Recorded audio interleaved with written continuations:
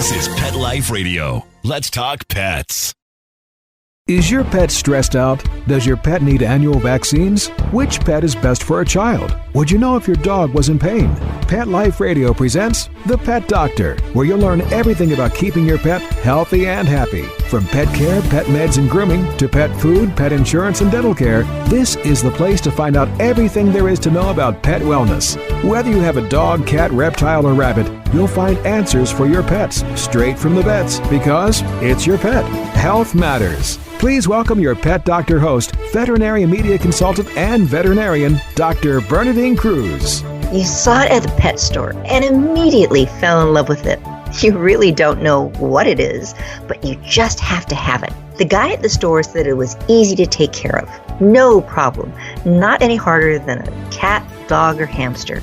Now you have a betta fighting fish, baby cockatoo, sugar slider, ferret, prairie dog, bearded lizard. You got the idea. Fill in the blank. You Googled how to take care of it.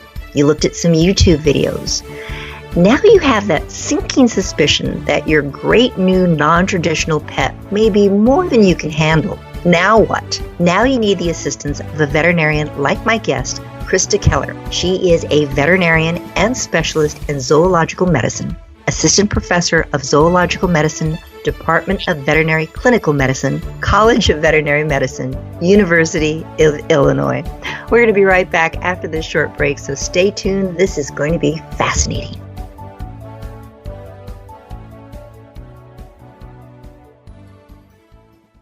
Does your dog itch, scratch, stink, or shed like crazy? Come to Dynovite for help. Order a 90-day supply of Dynovite. Dynovite for life. Pick up 2 tubes of Doggosuds. Get the 3rd tube free. Peppermint, tea tree, lavender, Doggosud shampoo. Made with all-natural coconut, jojoba, aloe. Great for healthy skin and soft, shiny coats. But no itchy, harsh chemicals. Lather up, rinse away. Try Doggosuds. Buy 2, get 1 free. At Dynovite.com. DINOVITE.com.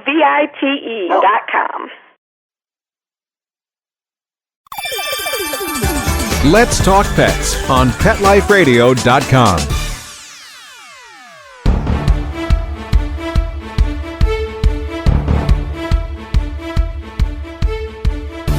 Dr. Keller, I so appreciate you being on today. I think most of the listeners always said as a kid, oh, I wanted to be a veterinarian. And most young veterinarians said, oh, I always wanted to be a zoological vet, and I did an internship at the LA Zoo, but you did it. Both fronts. Congratulations. And again, thanks for being with us. Oh, thanks for having me. Thanks. That sounds great. Well, since 2008, I've had a lot of different specialists on the show, but I really think that you're the first zoological vet that I've had, specialist. How many of there are you in the United States? Well, we're growing every year. So the American College of Zoological Medicine has, I think it's like 230 specialists now. But every year we add, 10 to 15 more. And we're a growing college, but we're a very small group of individuals. So being a zoo vet, and I know that you're there at the College of Veterinary Medicine at the University of Illinois, do you also go to zoos too, or now you just at the university? Yeah, a lot of people, I say I'm a zoo vet because I'm, a specialist in zoological medicine. And I think most people identify the word zoo with a traditional zoo where you go and you see elephants and, maybe some seals and rhinos. And so they say, what zoo do you work at? And really the field of zoological medicine, even though there's not a lot of us, is a pretty broad field. So there's a lot of individuals who are zoo vets that work in that traditional setting at a zoo. There's zoo vets that work in aquaria, and most of their patients are fish and maybe some aquatic invertebrates.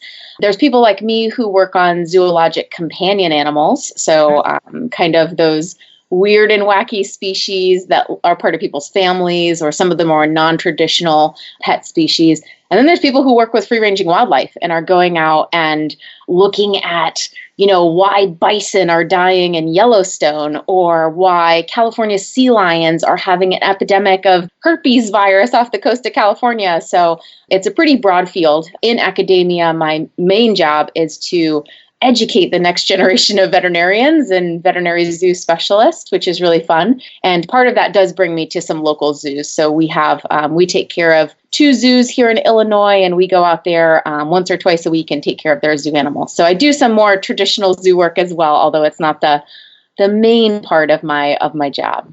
Well, my little heart is going, wow, that is so lucky. I am just so enamored of everything that you do. All right, so that's kind of an overview of what zoological veterinarians do. What is a typical day in the life of Dr. Krista Keller? Yeah. Is there a typical day, I guess, would be, it's hard. I think most veterinarians in general are drawn to the fields because of the variety. Every day is a little bit different. You never know what's going to walk through the door. And I think in zoological medicine, it's the same way. However, you add on that you don't even know what species is going to walk through the door, and it may be something that you've never met before, that there isn't any information on. And so for me in academia, there are no 2 days that are exactly the same. That is for sure. My position, I see clinical patients. So last week, I saw a client that brought me 8 ducks, and she wanted me to make sure all 8 of her ducks were healthy, that none of them had any foot lesions, because ducks get a lot of pododermatitis or inflammation on their feet. And she wanted to talk about her enclosure design and make sure that what they were building for a long-term enclosure on their farm was going to be the best of the best. So I see clinical patients. I also do a lot of research. And so tomorrow, myself and my resident are getting ready to do a research project where we're looking at a brand new anesthetic agent in bearded dragons. And so we're going to be anesthetizing some bearded dragons all day and evaluating this anesthetic safety and how long these animals will be under anesthesia. And then I do a lot of teaching. So both in the classroom, I lecture to the veterinary students, which are our graduate students.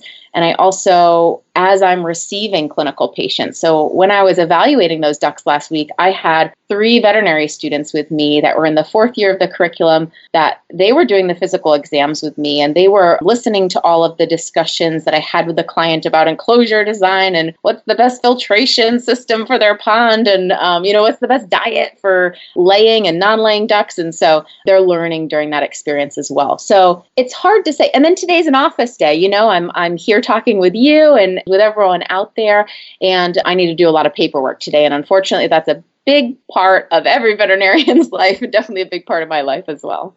All right. It sounds exciting. It sounds a bit off-putting when you never know it's going to walk through the door. I thought myself being, a companion animal veterinarian, it's like, all right, is it going to have itchy skin? Is it going to have diarrhea? And for you, it's like, okay, maybe it's itchy skin that is in a koi fish. And how do you take care of that? And how do they even bring it to you? So yes, definitely keeps you on your toes.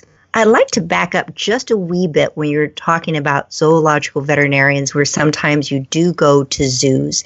And I know there's a lot of controversy about animals being kept in collections, being in a zoo situation. Being a zoological vet, what's your opinion about zoos in general? Yeah, I just like a lot of veterinarians and a lot of zoo veterinarians, I grew up going to the local establishments. I'm from New England. I remember going to New England Aquarium. It's one of my earliest memories. And I think aquariums and zoos serve a couple of key important roles. And one of them is inspiring the next generation, inspiring those of us who live in urban, suburban environments to understand more about the animal kingdom that doesn't include humans, and that there's so much out there. And that inspiration really needs to push us as a society to focus on conservation so that these species can be with us for the next 100,000 years or whatever, and part of that conservation requires that knowledge. And that knowledge begins with just being aware and being fascinated. So I think zoos and aquarium and these captive settings serve a very distinct purpose. And zoos have really, and I say zoos and mean zoos and aquaria, zoos have really risen to the occasion. They take huge roles in conservation medicine, where animals that are at zoos are ambassadors. Many times we're saving semen and eggs from these animals. And so there's plans for the species that semen and eggs will be used in other other animals, even when that animal has passed away, so that we can preserve that species, genetic diversity, et cetera, sort of thing. So zoos have a really important purpose in our society, especially as we become more urban and less connected with the real world, and the real world being the natural world. So I feel very, very strongly that they play an important role. I totally concur with you, Dr. Keller, because I think sometimes the only way that our generation can get a appreciation for these animals that are on the other side of the world many times, or sometimes in your backyard, but we become so suburbanized that you don't see that coyote. You just, oh, coyotes are bad. And then all of a sudden you see it up close going, hey, that just looks like my dog. Yeah. Okay, now I understand it a little bit better. And there are some zoos that are better than others, and I think it's important for us as the public and for yourself as veterinarians to make sure that they do adhere to a standard that is going to be appropriate for them, gives them that enrichment so they don't have those, what we see, the stereotypic behaviors, just walking back and forth and flying back and forth. So yes, thank you for doing what you're doing. Of course, thank you. So there's so many different things that you do, and every day is a little bit different. What's some of the best parts about your job, and what are some of the worst? Yeah, well, the challenges of all the different species is a real seller for me. I mean, there are some days that it's frustrating, but most of the time it's really exciting. I like problem solving. I like thinking outside of the box. I just like a good challenge. And so that multi-species approach, never knowing what's going to walk in, is pretty exciting to me. I also, I've chosen a part of zoological medicine, zoo companion animals, that really focuses in on not just the animal that's presenting. So let's say a rabbit that is not moving its back legs, but also that animal is presenting with a family who's very attached to that rabbit. Maybe that family is just a single human being, or maybe there are multiple human beings. And so I really, really enjoy working within that interface, that human-animal bond, where I'm helping this animal feel better, get out of pain, figure out what's wrong so that we can have a resolution. But I'm also helping that client with that relationship with the animal so that they can have hopefully a much longer relationship, but a healthier relationship, and educating that client on what's going on and how we can make this not happen in the future and all of that. So I really like the human-animal interface in the companion species. I go gaga over it. It's pretty nerdy, but that's really my thing. But, I think when you're seeing and you never know what species is going to walk in the door, there are times where it can be ultimately frustrating. A couple of years ago, I had a client bring me a species of monitor lizard that had just been discovered in the wild a couple years prior. And, they had a lot of questions about the care of their pet, understandably. And they kept asking me, well, what are the chances that he will survive? And I was like, I don't know, and I can't tell you. And it's not because I don't want to know or I haven't tried to know. Nobody knows. We just discovered this animal in the wild, and we barely know what it's supposed to eat. So I'm having trouble giving you some of the exact information that you're looking for. So I think that can be some of the biggest challenges, is when we can't be as great of a veterinarian as we want to be with some of those novel presentations. So you definitely have to MacGyver it. All right, you can look at a zebra and go, all right, we know a lot about zebras maybe, but we know a lot about horses. Or we don't know a lot about this particular monitor lizard, but we do know a lot about this species and that particular variant. So yes, I see you like challenges. I also just hear the enthusiasm in your voice and the excitement that you hold for this. So I have this distinct feeling you probably have a plethora of animals at home. What's at the Keller Zoo right now? Uh-oh. Well, the Keller Zoo, I think like most veterinarians, it fluctuates in size. Most veterinarians can probably agree that animals come into your care and they're part of your family for a short period of time, and then maybe you find a long-term home for them. And so that definitely happens. The core of the Keller Zoo right now includes, probably the ringleader is a 7-year-old umbrella cockatoo. Everyone who knows about cockatoos knows that they're always the ringleader, and so I did have to say him first. He has his own bedroom and is definitely the ringleader. We also, in buying our new house a couple of years ago, inherited about 30 or 40 koi in an outside pond. And that has become quite a bit of work. And then right now I have a leopard gecko. She's about 10 years of age. And we have a Mexican red-kneed tarantula of unknown age. And then I have a small dog. He's a Brussels Griffon is his breed. So that's what we have going on right now, which isn't a huge number, except if you count each of the koi individually, it gets a little intense. All right. And I love that you have something as mundane as a dog, but then you also have a tarantula. And I do have to admit, it was years ago, somebody called me and said they had a sick tarantula and wanted to know what to do with it. And I really felt like saying, squish it. But I knew that would not be an appropriate thing for a veterinarian to say. So I will have to find someone. How do tarantulas become ill? What are their common illnesses, and what can you do for a tarantula? Can you give them a shot? See, I'm sounding like a pet owner. I have no idea. No problem. No problem. So one of the most common reasons we get a phone call about a tarantula is it's a person who's owned a tarantula for less than a year, and the tarantula is molting for the first time. So tarantulas, they don't grow kind of continuously. They grow in kind of these leaps and bounds. And when they start growing in a leap and bound, they need to actually come out of that hard exoskeleton that they have on the exterior of their body and then grow a new one underneath. And so they molt out of this exoskeleton. And in order to do that, they lay on their back. And the molting process takes, anywhere between kind of 12 and 36 hours. And the tarantula can kind of get stuck in its old molt if it's a little bit dehydrated or the environment is too dry. And so what will happen is a client will come home, their tarantula will be on their back, and they'll, just kind of freak out, understandably, saying, oh my gosh, he died. But it's a completely normal process. It's a great thing, actually, to YouTube. They have time-lapse videos of tarantulas coming out of their molt. And it's really, really, really cool to watch and really educational, actually. But that's the most common reason people will call. Another thing that can happen, because there are skeletons on the outside of their body, if they fall, a lot of tarantulas are like these big-bodied spiders. If they fall, they can actually have kind of a fracture of that outside skeleton, and then they can start leaking some of their bodily fluids. They don't have blood, it's called hemolymph. And so the tarantula can actually bleed out if not addressed immediately, but a lot of people will call about that as well. So those are the two most likely phone calls. Of course, for the molting, we can cure it immediately. We can just say, why don't you give your tarantula a little bit of time and make sure the environment is nice and moist, and, give us a call tomorrow when you have an excavated exoskeleton and a tarantula who's not on their back anymore. And then when we have some of those traumatic lesions, sometimes we can stop the bleeding by adding a little bit of skin glue or tissue adhesive to kind of seal that area and save them. And we can also rehydrate them. We can inject them with fluids and rehydrate their hemolymph. So pretty cool stuff for medicine. Oh, you're crazy. I love it.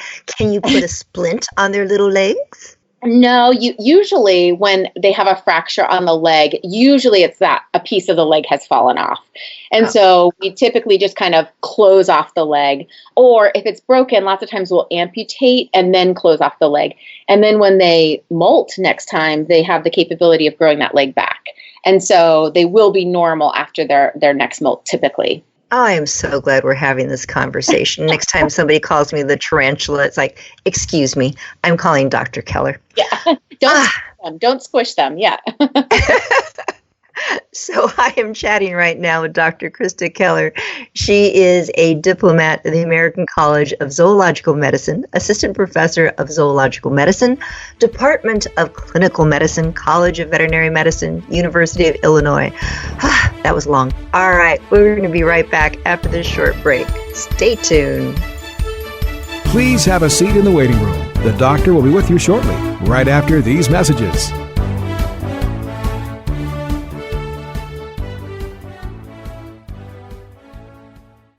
Has your pet ever suffered from digestive issues, anxiety, or joint pain? We want to address these issues and more with high-grade CBD oil from Alpha, made specifically for your furry friends.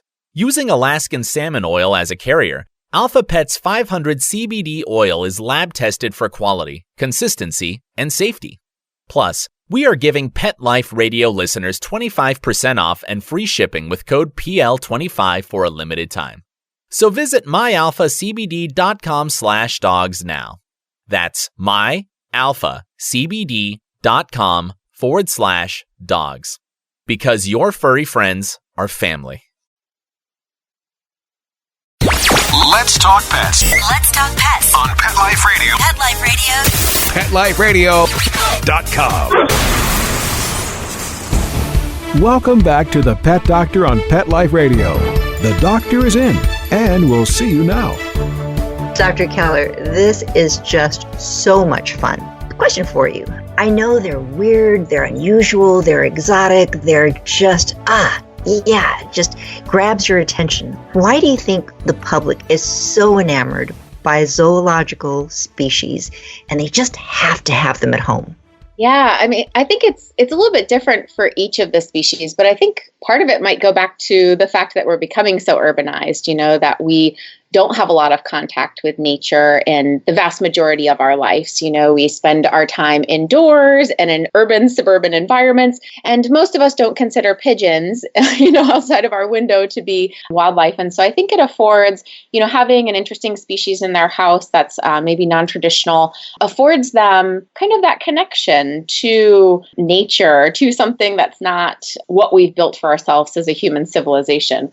And I think, there's a huge availability of species. Unfortunately, some of the availability is very concerning. When you talk about some dangerous animals that are available, you can Google whatever species that you want to buy, and there may be some capability for you to buy even a critically endangered species, which is just really insane and not what's best for that species the vast, vast majority of the time. So, yeah, I think it's kind of multifactorial, but I think most people are interested in having an animal in there, something that's non-human in their life. You hear about people in the news all the time. Police have raided somebody's home, oftentimes have lots and lots of money for one reason or the other, and they find a lion, or they found a bear, and yes, most of the time they started off as that cute little bear cub, that cute little tiger cub, and now it is this huge animal that is malnourished,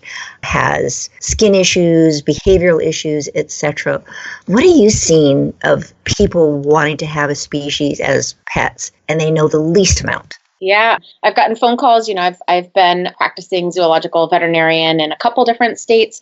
And, lots of times when I get a phone call, it is with somebody who has gotten a baby bear or a very young, some exotic felid species, even monkeys, and luckily a lot of the states have made it illegal to have those animals in your home unless you have very specific licenses. And the vast majority of the public are not going to be able to get those very specific licenses because those licenses are based upon the fact that you have housing that can keep those animals from injuring the public or you. And so, I think a lot of people, I'm not sure how they come to get these animals. I usually don't want to know because it's, very disturbing in many instances. The breeding of these animals and where they come from can be a very disturbing thing as well. But yeah, no, I've gotten phone calls about some crazy things, including all of those, baby bears, lots of different species of monkeys. I've gotten phone calls about bobcats and cougars, some of them taken out of the wild, where they were just kind of found in the wild. I've gotten phone calls about alligators where, people thought that they were maybe a small lizard and then they kept growing and then they had a 4-foot something and it's in the bathtub and it's outgrowing the bathtub. Now what do I want to do? And I lost a cat. I wonder where it went. Yep. So I've gotten some pretty fantastic phone calls over the years. So people will oftentimes get these animals that really they didn't know anything about. What do you wish that people knew about X? All right, so let's just maybe have a umbrella cockatoo, you say, that is really the ringleader of the house, has its own bedroom. I love it. What do you think people should know about birds? If I'm going to want an exotic bird, What's a good starter bird, and what are some of the pitfalls about having these little creatures? Yeah, so I think parrots are a pretty common companion bird that we see, and a lot of my parrot clients that I meet are crazy parrot people, I guess like me. I guess I'm a reluctant crazy parrot person, but they really know a lot about parrots. They understand what their lifestyle is going to be. But I would say there's a large number of people who I meet who maybe made an emotional purchase at a pet store. They saw this cute, fluffy, fuzzy animal that was mimicking them right there and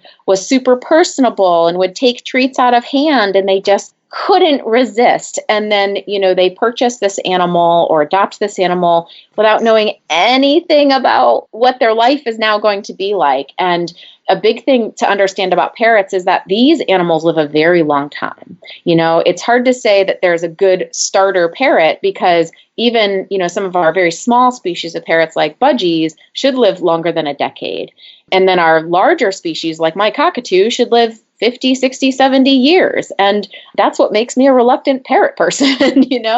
I meet clients that have multi-generational parrots that tell me amazing stories that this parrot that they're bringing to me today is 40, 50 something years old and was their mother's bird, and that they've grown up with this bird. They've always known this bird their entire life. And even though their mother has passed away, this bird has their mother's voice, and so these animals truly are very long living and should be having a very long-term plan for their care. It isn't something that you get for 2 years and then your lifestyle changes and you find a new home for them. They very much bond to certain people. I know the thing that I always hear so much about these larger birds is that they will imprint on one person, and now that person passes, you need to give them up, whatever, and this bird will self-traumatize, pick all its feathers out, have these neurotic episodes and medical issues that they need someone such as yourself and that behaviorist, and it can be a lot of money. Yeah, I would say probably the thing even established parrot people maybe don't appreciate is that the vast majority of disorders that we diagnose in parrots are sexual in nature. A lot of people get parrots when they are young and they're pre-pubertal. They haven't gone through puberty yet. A large species of parrot like my cockatoo doesn't start puberty until 5 years of age. And during that pre-pubertal period, they are babies. They're super sweet, they're cuddly, and clients will set up these really inappropriate behaviors with them where they're kissing on the mouth, where they're petting all over the body. And for a baby, that's okay. But for an adult, those behaviors are construed as sexual behaviors.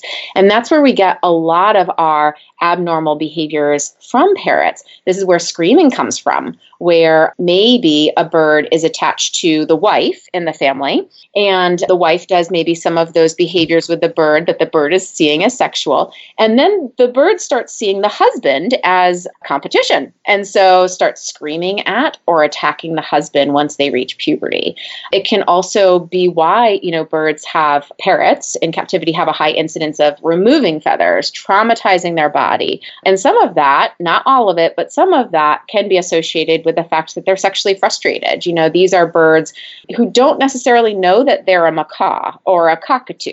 They think that they're a human, and they're wondering why that human doesn't want to mate with them, sort of thing. And so we actually see a lot of sexual disorders, and it can be very uncomfortable to talk about with your clients, especially when that sexual behavior is happening in the exam room in front of you, and you have to point out, he is not dancing on your shoulder. He's actually masturbating on your shoulder. And that is a very uncomfortable conversation to have with a client who is really bonded to their parrot. And of course, that parrot who is very bonded to that client. And so I wish people would know more about sexual disorders of parrots before they even thought about, purchasing one or adopting one, for sure. So we're going to have to change your name from Dr. Krista Keller to Dr. Ruth Keller. Yeah, so Dr. Ruth. All right.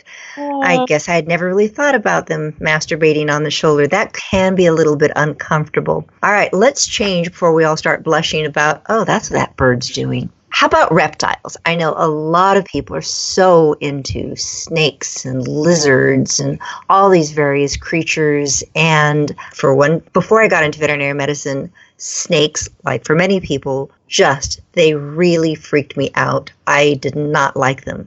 And then I was working with a veterinarian that made me work at the far end. And that wasn't a good end because when they get scared, they poop and pee all over you and it's really stinky. So then I decided to work up to the other end and just watch out for their teeth. But what do people need to know about reptiles in general? Do we have sexual issues with them too? We do. We have a lot of egg laying issues where, I think that the biggest thing with reptile species is that if you think about the vast majority of reptiles that we're keeping in captivity as part of our families, they're from really exotic areas of the world, so all the monitor lizards, none of them are from North America. They're all from places like Indonesia and Africa. And so when we're pulling them into our homes in, for instance, Illinois, we really have to create a very structured artificial environment, a place that this animal lives that is replicating the heat, the humidity, providing the diet, providing the artificial lighting so we can replicate. They're still back home. Right. Yes, thinks it's back home.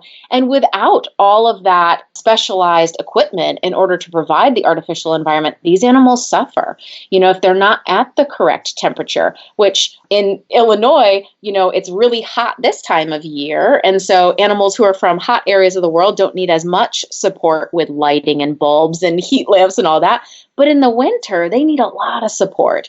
And so without all of that, they'll have medical issues. They'll come in with things like metabolic bone disease where they don't have enough calcium because they don't have the right lighting. They'll have chronic infections because their temperatures are just too low, or they'll be chronically dehydrated because their temperatures are too high. And so, thinking about not only what does this species of reptile require, but can I replicate this in my home in a realistic way? And do I have the finances, because it's annually pretty expensive to replace some of these bulbs and some of the equipment. Do I have that drive for the next, however long this animal lives?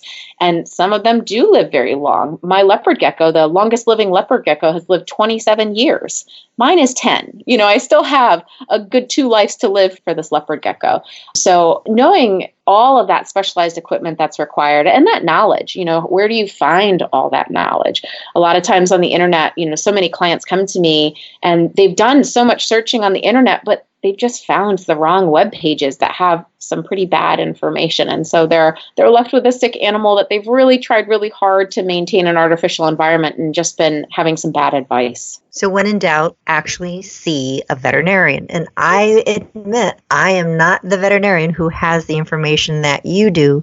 So hopefully most veterinarians, and if you're a pet owner and you're taking your non-traditional zoological pet to a veterinarian, they go, I think it's a tarantula that you need to squish. Don't. Find a specialist. Find someone, they can research it for you. So terribly important. You're mentioning that at the Keller Zoo, you have koi. And I decided I love water features in my garden. So I have this large pot and I went to the store, I'll admit Walmart, and I got myself 3 little goldfish. Well, I'm down to 1 goldfish and the thing is huge. And I thought he might need a friend. So I got him a little friend. And he tried to eat his little friend. So what do people need to know about goldfish, fish in general? Do they need friends? Oh, please enlighten me. Yeah, so I think goldfish and fish in general tend to be touted as these easy species or starter species, or I want to teach my 8-year-old about responsibility and so forth. I'm a fish, right? And what I would say is that our goldfish in general, simpler to take care of than a marine tropical fish and most definitely, they are so much simpler. However, a lot of these species that are touted as being very easy to take care of, what ends up happening is if you talk to people, they say, oh yeah, they're so easy. You just throw food in, every other day and change some water, once a week. If you actually talk to those people, many of those fish aren't actually living the life expectancy that we would expect. So many times betta fish fall into this kind of category of an easy easy keeper. And you talk to a lot of people and they're like, oh yeah, my betta fish lived 2 years. And I'm like, wait a minute. Maybe what you're providing for, what's easy isn't really the best. We could really do a lot better because betta fish can live, 6 to 8 years. So this animal probably died of disease and that it wasn't being cared for properly.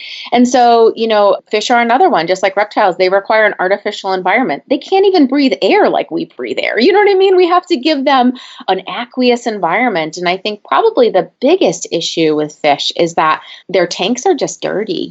Think about they eat and they go to the bathroom in the very same media, which is a bowl of water. And many of these quote unquote easy fish, it's touted that you don't need a filtration system, that you just change their water out maybe 30% every week. And in fact, that's kind of gross if you think about it. If you put things into perspective, you would not want to live in that environment. And so many of these animals who are touted as easy kind of get this sad life, especially when they are, maybe given to an 8-year-old sort of thing. The other problem is you kind of touched upon is that there's so many people selling goldfish, that they've become, they're sold as feeder fish. Anyone can, breed a goldfish and set up a sale for them. A lot of the big stores sell goldfish. And so the availability is really high, which also just makes them really available. And that a lot of people will try them out as a first pet and maybe not have all the information that they need about taking care of these animals to the best ability, to have them live, some extraordinary lifetime, which they can. Goldfish, I've met goldfish that were 12 years of age that were a little comet feeder fish, and I did cataract surgery on them when they were 10 years of age. They can live extraordinary lives, but they do need to they're not as easy as I think people indicate that they are for care. Dr. Keller, this has been amazing, and we could go on for another couple of hours discussing what you have at home, what I'm doing wrong with my, goldfish, and definitely not squishing things anymore in the future. Thank you so much. If people have questions about their zoological pets, what's one of the best ways for that to get information on how to take care of them? Well, I think engaging with a veterinarian who feels comfortable, we've talked about this, it's just really important. Even before you get, whatever species you're thinking about getting, whether it's a moray, eel, or a rabbit, making sure that you have veterinary support both for emergency care as well as preventative care is really important. And a lot of the veterinary associations have search a vet options. So, for instance, if you're thinking about getting a cockatoo, think about it long and hard, people. But the Association of Avian Vets, or AAV, has a find a vet kind of search capability on their website. So you could find a veterinarian who is either a specialist or somebody who feels extremely comfortable helping you with your animal. And so all of the different veterinary associations have that search a vet capability to help you find somebody who can really help you out. Awesome. Great information. I so appreciate you being with us today. So much fun. I think I'm definitely going to have you back, and maybe we'll just concentrate on individual species and take it from there. So Dr. Krista Keller, thank you again. So assistant professor, zoological medicine, University of Illinois. This is Dr. Bernadine Cruz. You've been listening to The Pet Doctor on Pet Life Radio. Please tune in again next week. We'll give you more information on how to make you the best possible pet owner. Thanks for listening. Pets can be a wonderful addition to your life because they're a member of the family. Keeping them healthy and happy is important. Pet Life Radio presents The Pet Doctor with veterinary media consultant and veterinarian Dr. Bernadine Cruz. Whether you have a dog, cat, reptile, or rabbit, you'll find answers for your pets straight from the vets. The Pet Doctor, on demand every week, only on PetLifeRadio.com.